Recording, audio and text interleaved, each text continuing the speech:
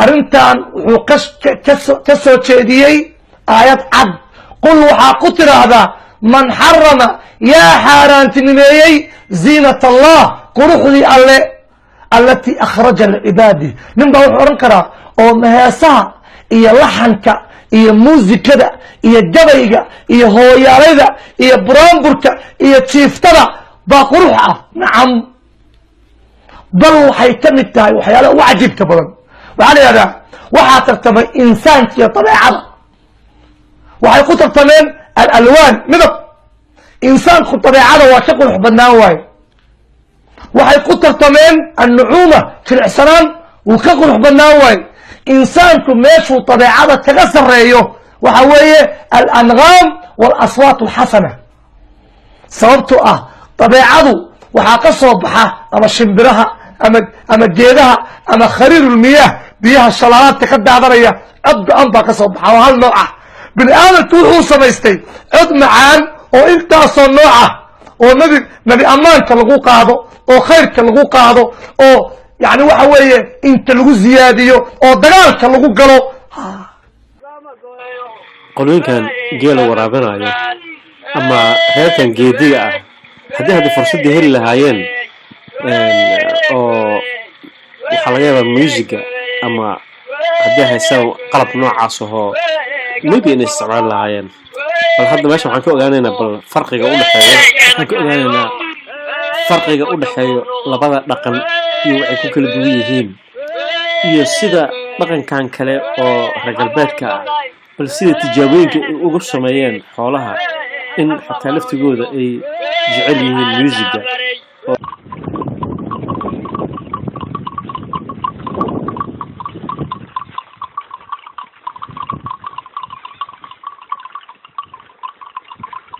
المجا عصمري ويو مقالة وي بردادي وي ميلادي وي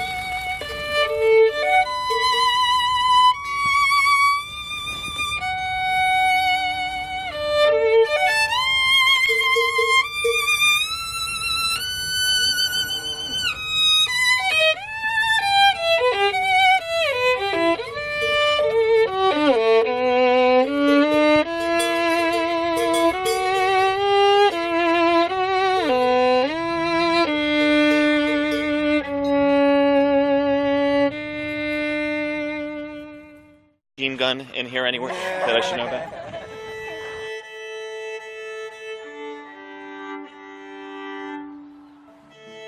She's usually one of the shyer ones.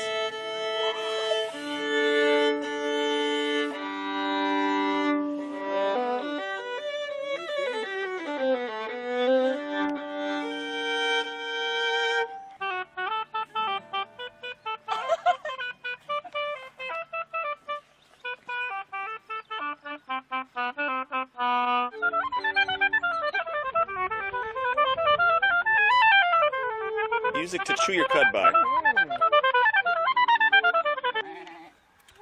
Alright, having some technical difficulties. Stick with us. Stick with us. Mm-hmm.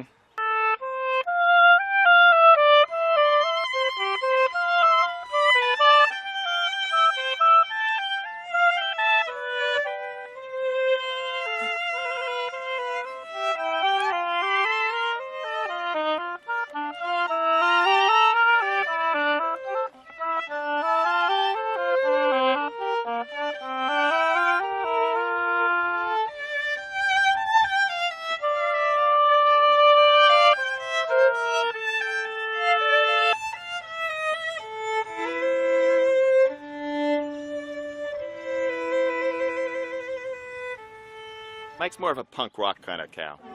آمنة أود له كويس منكر بو يقانا ضميركم مركو خادمكم ها واحد نبدأ واحد لو يدي ما هو الخذلان توفيق حمد محيته وعي التوفيق حمد وحويه أن يستحسن الإنسان القبيح ويستقبح الحسن قفت إنه وحف في عن الله حمادان وحفنا الله فوق رسعنا ولاد محاضرين إياه أو نعيب كشيرية أو إسقرحون تشيرية أو حمان تكهلية أو نبي جيبا إنجر لكم محاضرين أو نبي جيبا قصكم كوكاكم محاضرين قف كلامنا عنتها ده مدى شعائر تخشيخين إيسا إيه مدى والدنيا. الأخ عيسى من هولندا. السلام عليكم. وعليكم السلام ورحمة الله. حياك الله شيخنا. الله يبقيك. شيخنا نريد أن نستفسر عن إذا هنالك خلط وقع عند الناس في مسألة الموسيقى، فنريد تحليلا مفصلا يا شيخنا في معنى الغناء ومعنى الموسيقى وفي المعازف على حدة، لأن كثيرا من الناس يخلطون بين المعازف وبين الغناء والموسيقى، فيستعملون اللفظ الغناء في موضع الموسيقى والمعازف، ويستعملون لفظ الموسيقى في موضع الحداء والنشيد مثلا. نعم، اسمع يا أخي عيسى، هذا جواب لك ولغيرك من المسلمين حول الخلط الذي حصل عند الناس من فتوانا في هذه المسألة، وأيا كان من تكلم في المسألة عفى الله عنا وعنهم، لكننا سنبين من خلال هذا البرنامج من خلال قناة دبي الأمر فيما يغلب على الظن عندنا. نحن نقول الله عز وجل علمنا أنه أنزل القرآن على قلب نبيه وأنزل كذلك السنة عليه، بمعنى أن هناك مصدرين عظيمين للتشريع هما الكتاب والسنة. قال عليه الصلاة والسلام: تركت فيكم ما إن تمسكتم به لن تضلوا بعدي أبدا. من تأمل الكتاب والسنة تبين له أن الله عز وجل عندما يريد أن يحرم شيئا يحرمه ببيان. قال الله تعالى: وقد فصل لكم ما حرم عليكم. وقال جل وعلا: وما كان الله ليضل قوما بعد إذ هداهم حتى يبين لهم ما يتقون. وقال صلى الله عليه وسلم: إن الله حرم أشياء وأباح أشياء وسكت عن أشياء من غير نسيان فلا تسألوا عنها. هذا التقعيد الأول في المسألة. نأتي للتقعيد الثاني، عندما نأتي لنحكم على شيء ما هل هو حلال أو حرام. الله عز وجل قال: ولا تقولوا لما تصف ألسنتكم الكذب هذا حلال وهذا حرام. والمعنى أن الحكم الشرعي ليس لي ولا لك، الحكم الشرعي لله عز وجل، وعلى الرسول صلى الله عليه وسلم البلاغ وقد بلغ. لكن لما نستصحب قول الله عز وجل: وقد فصل لكم، وقول الله عز وجل: وما كان الله ليضل قوما بعد إذ هداهم، وقول الله عز وجل: ما يفعل الله بعذابكم إن شكرتم وآمنتم، علمنا أن الله عز وجل لا يعذب أحدا حتى يبين له الحق بجلاء، فتكون محاسبة ربنا للعبد على بينة. قال عليه الصلاة والسلام: لا أحد أحب إليه العذر من الله، فلذلك بعث الله النبيين مبشرين ومرسلين. فلما نأتي مثلا لحكم الربا فنجد في القرآن تحريمه، ونجد في السنة نجد في القرآن تحريمه وفي السنة تحريمه ببيان، بحيث لو أتى أي إنسان يحاول أن يستحل الربا سددنا عليه الباب بكلام الله وكلام رسوله صلى الله عليه وسلم. وقد يكون التحريم بالقرآن فقط أو بالسنة فقط أو بكليهما جميعا. فنأتي لما نحن فيه. نحن سئلنا عن الموسيقى، هذا أصل المسألة، سئلنا عن الموسيقى. لما نظرنا في كتاب الله وجدنا أن الله عز وجل لم يذكر الموسيقى أو لم يذكر، فلنقل المعازف، لم يذكر المعازف في كلامه جل وعلا. ذكر الله عز وجل في سورة لقمان قوله سبحانه: ومن الناس من يشتري لهو الحديث ليضل عن سبيل الله. وقال جل وعلا في خاتمة سورة النجم: وأنتم سامدون. وقال جل وعلا في الإسراء: واستفزز من استطعت منهم بصوتك وأجلب عليهم بخيلك ورجلك. أما السمود فقد نقل أن ابن عباس قال هو الغناء، لكنه لم يثبت عنه. ثم إن السمود في لغة العرب على الصحيح بمعنى الغفلة. وأما قول الله عز وجل في الإسراء: واستفزز من استطعت منهم بصوتك، فهذا يحتمل أشياء كثر ليست نصا صريحا في المعازف. وكذلك قول الله عز وجل: ومن الناس من يشتري لهو الحديث في سورة لقمان، ليست نصا صريحا، لأن أهل العلم اختلفوا فيها على 3 أقوال كما بينا في لقاءات سابقة. من هنا يتبين أننا لا نملك في القرآن نصا صريحا بينا نستطيع من خلاله نقول للناس إن المعازف حرام. هذا ما يتعلق بكتاب الله. نأتي لخبر نبينا صلى الله عليه وسلم. ثمة أحاديث، منها حديث رواه الإمام البخاري رحمه الله معلقا، وهو قول أن النبي صلى الله عليه وسلم قال: ليستحل قوم أناس من أمتي الحر والحرير والخمر والمعازف، وذكر باقي الحديث. فقول عليه الصلاة والسلام هذا الحديث من جهة السند رواه البخاري معلقا، وصله بعض أهل العلم كما بينه الحافظ ابن حجر وبينه غيره، فحكموا عليه بالصحة لاتصال السند في طرائق من طريق آخر. وحكم بعض العلماء على أن الحديث باقي معلقا كما فعل الإمام ابن حزم رحمه الله. فالحديث من حيث السند رأيت الآن تكلم العلماء فيه. إذا عدنا للقاعدة التي بيناها أول اللقاء في أن الله عز وجل إذا أراد أن يحرم شيئا حرمه بجلاء، فلا يمكن أن ينقل للأمة تحريم شيء بحديث معلق ثم نقيم الحجة به فقط على العباد، لأنه قد يقول القائل: لو أراد الله أن يحرمه لحرمه في كتابه أو حرمه ببيان عن النبي صلى الله عليه وسلم.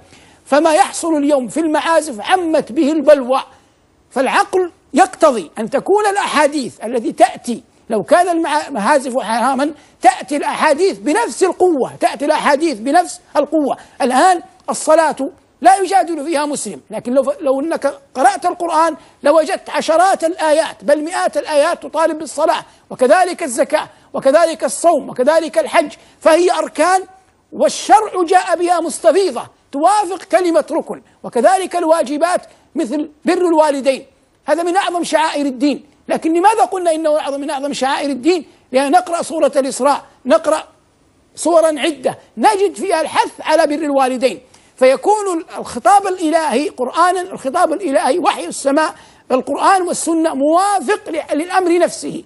ثقل الأمر يوافقه ثقل الخبر عنه، في حين إذا قلنا إن الحديث صحيح يستحلون الحر والحرير والخمر والمعازف، لما نقول الناس تستحل الكعبة، ما معنى تستحل الكعبة؟ معنى ذلك أن حرمة الكعبة مؤكدة في النفوس، وهذا ظاهر في كتاب الله: جعل الله الكعبة البيت الحرام قياما للناس. لما نقول الناس يستحلون الزنا لأن حرمة الزنا ثابتة في كتاب الله: ولا تقربوا الزنا، قل إنما حرم ربي الفواحش ما ظهر منها وما بطن ولا يزنون. لما نقول الخمر ثابتة في كتاب الله: إنما الخمر والميسر والأنصاب والأزلام رجس من عمل الشيطان، إلى غير ذلك من الآيات. الأحاديث مستفيضة في الخمر. ماذا نقول الآن في قضية المعازف؟ مفترض وفق القاعدة كما وجدنا أحاديث تدل على آيات وأحاديث تدل على حرمة الزنا، ووجدنا أحاديث وآيات من قبل تدل على حرمة الخمر، أن نجد أحاديث وآيات تدل على حرمة المعازف، وهذا كما بينا ليس موجودا إلا هذا الحديث الذي بين أيدينا. هذا يجعل متن الحديث قابلا لأن يقال أن فيه نظر، متن الحديث قابلا لأن يقال إن فيه نظر. ثم نأخذ ألفاظ النبي صلى الله عليه وسلم. النبي صلى الله عليه وسلم له ألفاظ متقاربة، القرآن والسنة كلها تعبر عن الزنا بالزنا، الزانية والزاني ولا يزنون. وقال صلى الله عليه وسلم لماعز: أزنيت، إلى غير ذلك من الأخبار. ولا يعبر عنه بالحر، لا يعبر عنه بالحر، وإن كان هذا تقتضيه اللغة، لكن كما تعلم أن الحر ذلك الموضع من المرأة، وهذا يعبر عنه حتى فيما هو مباح، يعبر عنه حتى فيما هو مباح للرجل بالنسبة لموضع زوجته منه. فالكلام النبي صلى الله عليه وسلم يشبه بعضه بعضا.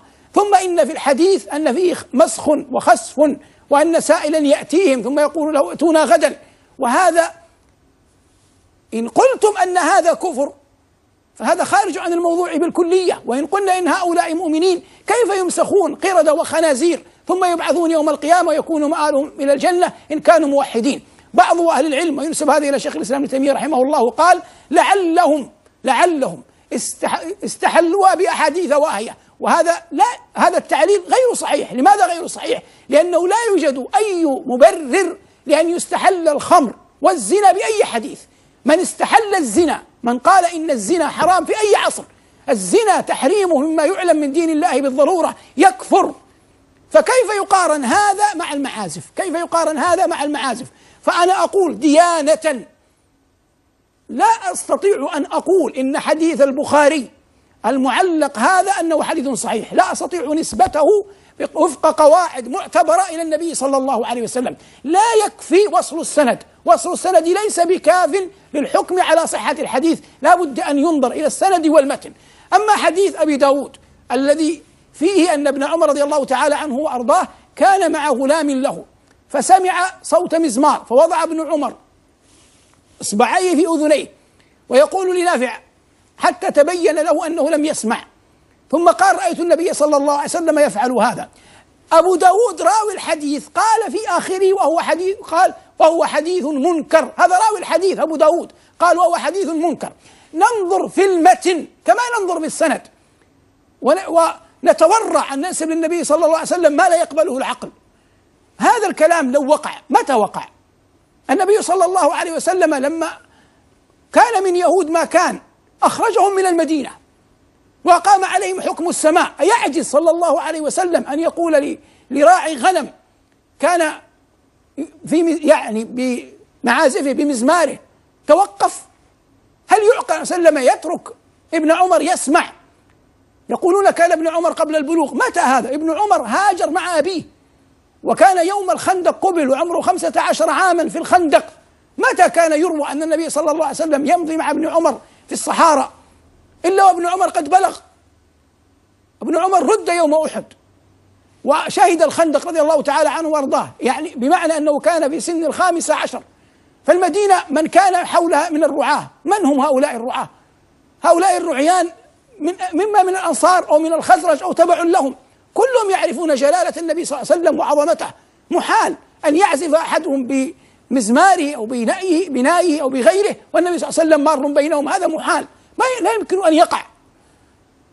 والنبي عليه الصلاة والسلام قادر على أن يسكته ويمنع المنكر بالكلية، إلا أن تقولوا إن الأمر بالضد. فإذا كان النبي عليه الصلاة والسلام وضع أصبعيه في أذنيه لجلالة مقام النبوة، إذن أصبحت غير حرام، أصبحت الدليل لنا لا علينا. لأنه إذا كان النبي عليه الصلاة والسلام فعل هذا كما تقولون فقد فعله ليجنب مقام النبوة، ترك ابن عمر بالخيار فبقي ابن عمر، فأحب ابن عمر بعد ذلك أن يتأسى بالنبي صلى الله عليه وسلم. هذا إذا قلنا بصحة الحديث متنا.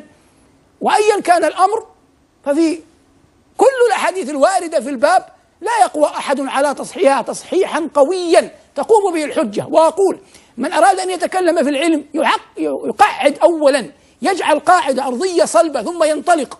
الذي ننطلق منه في فتوانا هذا وفي عشرات الفتاوى التي ستأتي إن شاء الله، لا يمكن أن نجرم أحدا، أن نؤثم أحدا، حتى نبني القاعدة أولا، وهي قضية أن الأصل براءة الذمة، وأن الله عز وجل قادر على أن يؤثم أي أحد بالأمر، يعني يبين ما هو الأمر ثم يأتي الإنسان إذا تجاوز حدود الله أعرض عنها يأثم.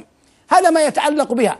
لماذا لم نقل إن الغناء ارتبط كما هو ظاهر عبر التاريخ كله بالخمور والفسق والفجور، ارتبط بأمور عظيمة معلومة شهيرة، عندما تطلق كلمة الغناء لا تنصرف إلا إليها. من أجل هذا نحن عندما تكلمنا ذلك الكلم وأفتينا تلك الفتوى تكلمنا شفقة على المسلمين، بمعنى أن كثيرا منا ربما يكون في حفل رسمي يشهد السلام الملكي، السلام الأميري، السلام الوطني، السلام الرئاسي، فواصل الأخبار وأضرابها، فواصل البرامج. نحن نقول ديانة أنا لا أملك الجرأة على أن نقول أنني أملك آية قرآنية صريحة أو حديثا نبويا صريحا على أن سامع ذلك يأثم. هذا الذي أردناه بالفتوى، لأننا إذا دفعني إلى هذا أنني أنا لا أستطيع أن أحرمه. ثم يقول قائل، بعض الفضلاء عفى الله عنا وعنهم، قالوا لما التوقيت؟ التوقيت لأن السؤال ورد، وهذا السؤال ورد قرابة قبل عام، ليس الآن، قبل عام في قناة اقرأ سئلت فأجبت، ليس الآن، لكن السؤال لما هم لم يتحدثوا إلا الآن؟ هذا الذي يستعجب منه الإنسان. أنا لي في هذه القناة المباركة قناة دبي قرابة 4 أعوام وأنا أفتي من هذا المنبر عبر برنامج الباقيات الصالحات وعبر برنامج دار السلام، نحن الآن في العام الرابع. ثم ظهر بعض الأفاضل عفى الله عنا وعنهم قال هذا واعظ كيف يفتي؟ سبحانك هذا بهتان عظيم. أنا لي في قناة دبي فقط 4 سنوات أفتي، ودخلت الجامعات السعودية الكبرى، جامعة الإسلامية، جامعة الملك سعود، جامعة الملك عبد العزيز، وسئلت في تلك الجامعات وأورقتها أمام مشهد كبير من العلماء وغيرهم، وكنت أسأل وأفتي وأجيب ولم ينكر أحد. لما الآن أصبح أمرا منكرا أن أفتي؟ ما الذي جرى؟ كل ذلك هل يصدق الناس أن كل هذا من أجل كلمة المعازف؟ هل يصدقكم أحد أن هذا من أجل كلمة الموسيقى؟ في مسألة فرعية يقوم الصغير والكبير والمتدين وغير المتدين وراء الأكمة ما وراءها، لكن سنعرض عن ذلك كله صفحة.